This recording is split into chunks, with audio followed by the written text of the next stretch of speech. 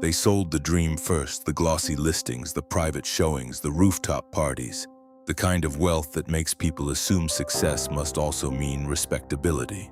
In New York's luxury real estate world, the Alexander name was polished, powerful, and profitable. Oren and Tal Alexander helped build one of the most recognizable brands in high-end brokerage, while their brother Alon moved in the same orbit of money, access, and influence.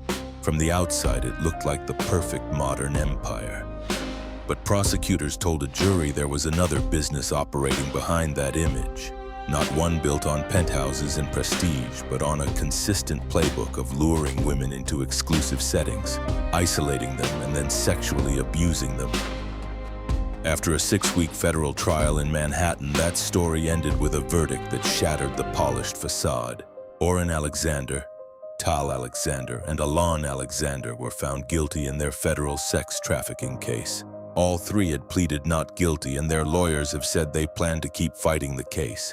What makes this story hit so hard is not only the verdict, it is the contrast. This was not a case centered on men living on the margins. This was a case about wealthy brothers moving through elite spaces surrounded by the language of aspiration. Prosecutors said they used that world as bait. According to ABC News, 11 women testified during the trial that one or more of the brothers sexually assaulted them, and at least 8 said they had been drugged by one of the brothers. Reuters reported that the indictment accused them of trafficking and related criminal conduct, tied to 7 victims. That gap between appearance and accusation is where the story becomes more than crime news. It becomes a lesson in how power actually behaves when it thinks it is untouchable. Because the public image was never just about houses. It was about access. Access to places ordinary people could not enter.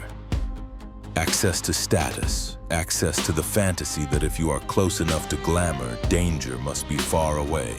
Prosecutors told the jury that it was part of the mechanism. They said the brothers masqueraded as party boys, but were really predators, using luxury parties and travel as tools to get women where they wanted them. Reuters reported prosecutors described it as a repeated pattern, not random chaos. The defense pushed back hard. Lawyers for the brothers argued the encounters were consensual. One defense attorney acknowledged the brothers could be crass, embarrassing, and inappropriate, but said that did not make them criminals. After the verdict, a spokesperson for the family called the outcome deeply disappointing, while one attorney said they would continue fighting and believed they would one day prevail. That part matters too, because this is now a convicted case, but it is also a case headed into the next legal phase. Still, the verdict itself says something cold about the architecture of privilege. A lot of people grow up believing danger looks obvious, that evil announces itself, that men accused of monstrous behavior must also look monstrous from the start. But stories like this keep reminding the public of a darker truth. Sometimes predation does not wear menace on its face. Sometimes it wears designer suits, closes multi-million-dollar deals, and smiles in rooms where everyone else is trying to get in.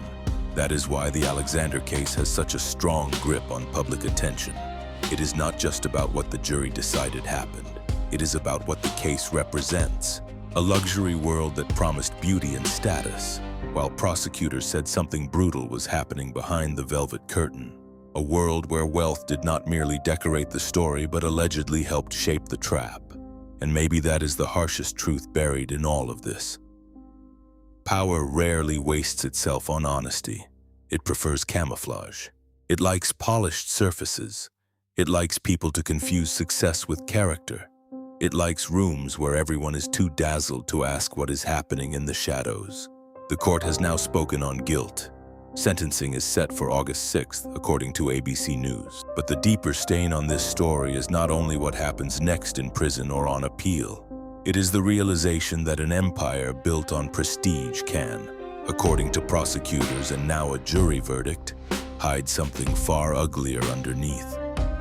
Because in the end, this is not just a story about 3 brothers. It is a story about how easily people mistake wealth for worth. How often does glamour work like a disguise? And how, in some of the most expensive rooms in America, the ugliest truths can still be hiding in plain sight?